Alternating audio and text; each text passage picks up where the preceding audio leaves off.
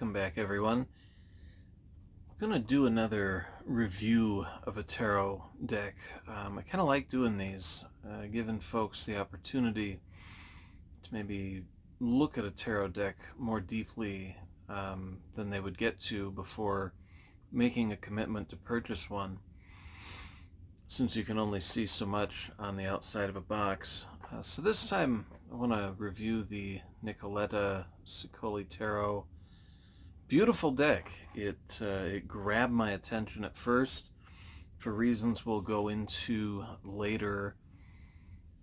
I'll explain why I thought maybe I had been mistaken, and then it's really become one of my favorites. Not necessarily one that I would recommend to someone starting out, but a beautiful piece of work done by the artist Nicoletta, who has been with us since 1973.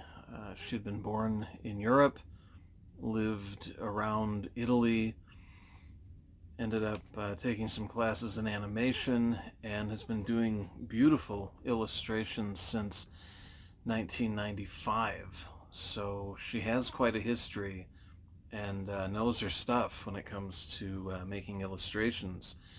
The deck itself had been published only as recently as October of 2014, so it really hasn't been around for a long while, but it has certainly gained some popularity with people. More recently, she's produced a deck of oracle cards for those more inclined to that sort of tool. One of the problems that I had with the deck, although again very beautiful, it has a dreamlike quality. Some might describe as haunting. I compare it to like a Tim Burton atmosphere in the cards. But one of the problems that I had, in spite of their beautiful design, had been when I realized that a lot of the work, or perhaps all of it, I don't know, had been repurposed. So she had already produced the work and put together 78 pieces and said, okay, we've got a tarot deck. Probably not at random. She probably did some research and figured out what each card's position meant and so on, and picked appropriate pieces. But I usually feel kind of hesitant to take seriously a deck that has been patchworked together, as I would put it, that hadn't been conceptualized as a tarot deck to start with. So that kind of irritated me to start with, because I did like the design so much, and we'll look at those cards here in a few minutes. So, in spite of the fact that the deck had not originally been conceived of when she made the images that would contribute to it, and the fact that this sort of takes away from the fool's complete journey, as some people like to call the tarot, I still recommend it, with the caveat, with the understanding that I don't particularly recommend it to someone just starting out. It does have some depth. It does have some beautiful meaning, but it can get difficult to extract that meaning to someone less familiar with tarot as a whole. So with that said, again, I consider it a worthy deck. I consider it a functional tool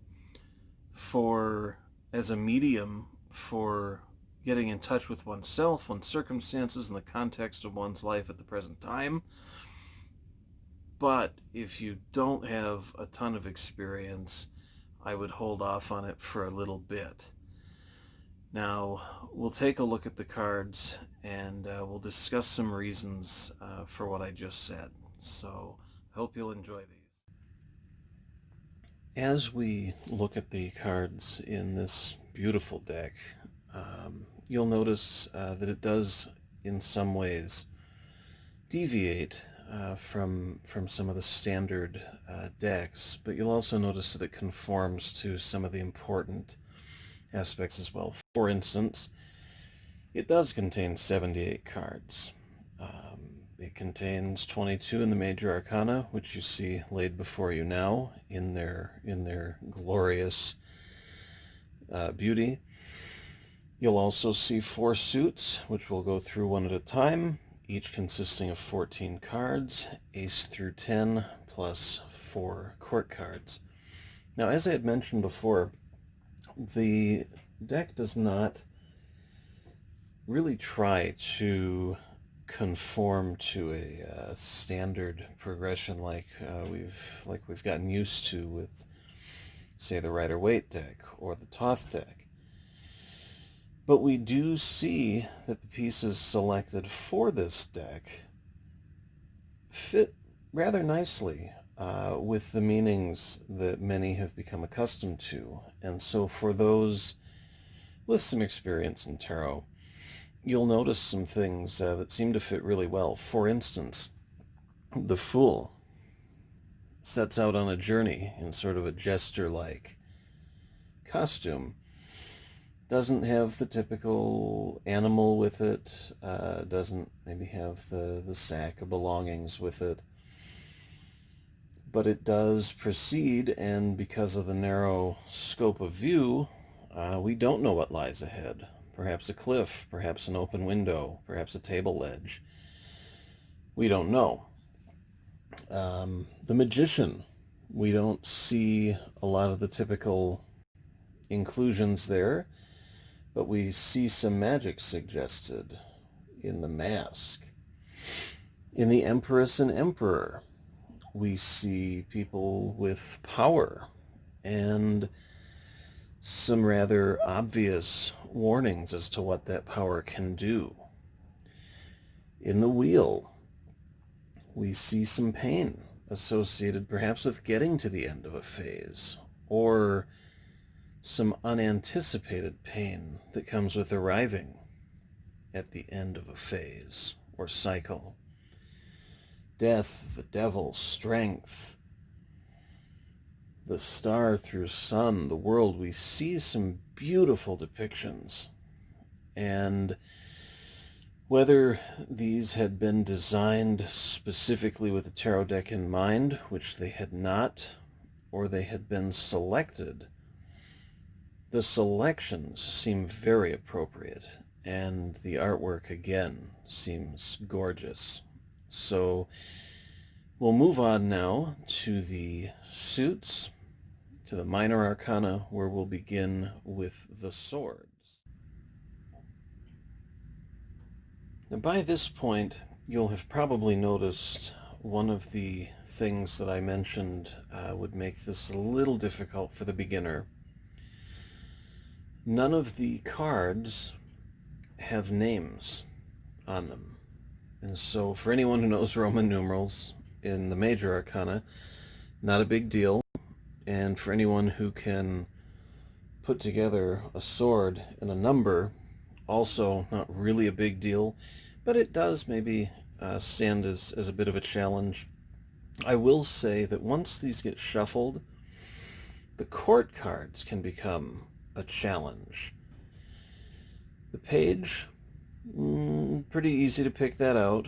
The Knight, also not difficult.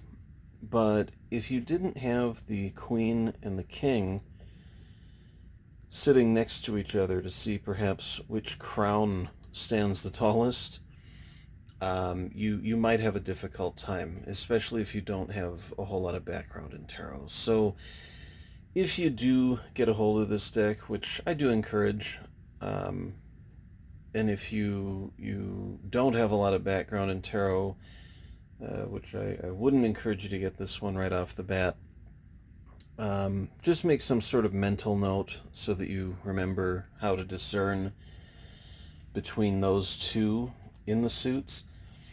Again, we see a lot of still shots. We may not see the familiar imagery that we've become accustomed to, but I think this suit, the swords, the air suit, or the suit of intellect and thinking, masterfully captures how we can become over-analytical, over-critical in our thinking, and how one can really, truly become one's harshest critic. Look at some of the imagery here and think about it in terms of how you think and process thoughts. Look at the extreme balance that you need depicted in the two. Look at the pain you can cause yourself in the three. Did she stick that pin there through her own chest? Well, she may well have. Do you do that to yourself? Do you create monsters out of your own paranoia or your own overanalysis that you have to hide from? Or do you find yourself suspicious of other people on the regular? Just some really great depictions, haunting depictions of the cruel potential we have, if we look at the ace there, to affect ourselves adversely in our thoughts. Now we'll move on to the cups. The suit of relationships and emotions, bearing in mind that the relationship aspect of that may include relationship with yourself, different parts of yourself and how they interact, as well as the spiritual dimension, your relationship with whatever you consider sacred, as well as, of course, the more obvious romantic and other types of relationships that involve, other people. With that said, again, we see some lovely depictions that your intuition can really get in touch with. When I look at these, I cannot help but look at this and see the girls out of The Shining, but neither here nor there on that. On a more practical note, the two really depicts looking at yourself, looking inside and seeing how the emotions drive you, what you do with them, and how you project those outward. Remember, as within, so without. What do you see in other people that consistently irritates you? Have you thought to look inward to see how you do in that area, that very same area? You might find that instructive. In the five, we can see a feeling of wanting to go somewhere, do something new, but deciding to hold back. Do we let other people hold us back? To what extent do we listen to other people? In this case, maybe we should go forward, but we resist. In this case, maybe we want to listen to a tempting offer when we should hold back a little bit. In the eight, do we ever find an emotion that we've gotten attached to, or a relationship or interaction we've gotten attached to? Cage us in just a little bit? What do we need to do to open that cage up so that we can fly free and do what we need to do? So again, not necessarily the most obvious, not necessarily the most easy to arrive at conclusions, but once you get in touch with that intuition, this deck can really do wonders for you. We'll take a look at that now in the wands. The wands, the suit of fire, passion and creation. Again, in the two, we see a need to reflect on ourselves and our true objectives, true passions. Figure out what we want to do and what we need to do to add to the world. The five an interesting reference for me. A great reminder to battle against stagnation. I say that because in Egyptian spirituality, Apep, the god of stasis or stagnation, took the form of what? A serpent. And here we have a battle against that beast, keeping it in bay, keeping it at bay, and keeping it from entangling in the snare of good enough and settling. The 6, we see the need to get up, to pursue those things, however strange or out there they may seem, by whatever strange means we find necessary. I've never flown a mosquito before, but I guess if I needed to, I would, to get to where I needed to go and to do what I needed to do. And the Page, a beautiful reminder that we can turn dark things and obstacles into beautiful works that stand out and send a true and necessary message to others who may need it. So again, and in all the other cards we can find great lessons, but that just highlights a few. We'll take a look at the final suit now and see what it has in store. The Pentacles, or, since Ceccoli declined to put words on these cards, you might prefer pentagrams, discs, or coins. In any case, again, in beautiful detail, we see depictions of things in the earth element, tangible, material manifestations that we can all relate to.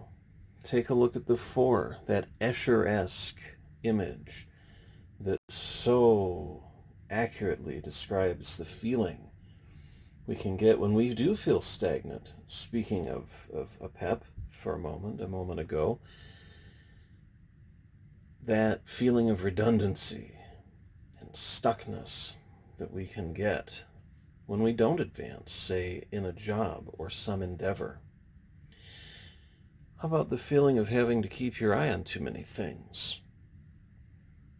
Or the need to train yourself in something new, to train yourself in something new. Not wait for the boss or the spouse or whoever to say you need to do that, but to get up and say, I need to do that, so that I don't have to keep looking at the world through that window. I can actually go out there, live in it, and do in it, and bring something new to it. And the freedom that comes from escaping that rat race and doing you. So now I'd like to take a look at just a couple of other patterns I notice in this deck. I'd like you to take a look at each one of the kings. So each of the kings of the various suits in the tarot. And I want you to see a beautiful reminder that we all get from this deck. The power to make changes in each of these spheres of our life comes from within. In the swords, we see her writing things into existence. In the cups, we see things coming from her dress, which becomes the water. Again, in the wands, again, in the pentacles, we have what we need within ourselves. And I think that that may have been the most powerful pattern that I saw consistently in this deck throughout. The first card that I mentioned in the beginning, however, came from the Knights, the Knight of Pentacles. And this one gives us all something to think about. The lesson we can all learn from this card. If you look here, at one time, our little friend carried a sign, and it said, "Hate me." But at some point, she dropped it, and she either picked up this implement here or took control of the reins with the free hand. Can we do a little less worrying about what everybody else thinks? And can we focus more on ourselves, where we want to go, and how we want to get there? I bet with that free hand now, she can help her steed to see better, she can repair him, and she can get moving. Putting the thoughts and feelings of other people exactly where they belong. On the ground, ready to get trampled on and forgotten as she leaves it behind. This deck may have some difficult aspects to get a handle on, but in some of the more important things, the greater lessons it can convey, it does a top-notch job. So I give it my full support and 5 stars. Just keep in mind you may need to reference some other things for a while before you get accustomed to it and its feelings. Hope you found this interesting. Hope you enjoyed the beautiful artwork. If you have a tarot deck you'd like me to take a look at on camera, let me know. Make sure to subscribe. Make sure to follow me on the social media links listed in the description. And until next time, folks, keep transforming.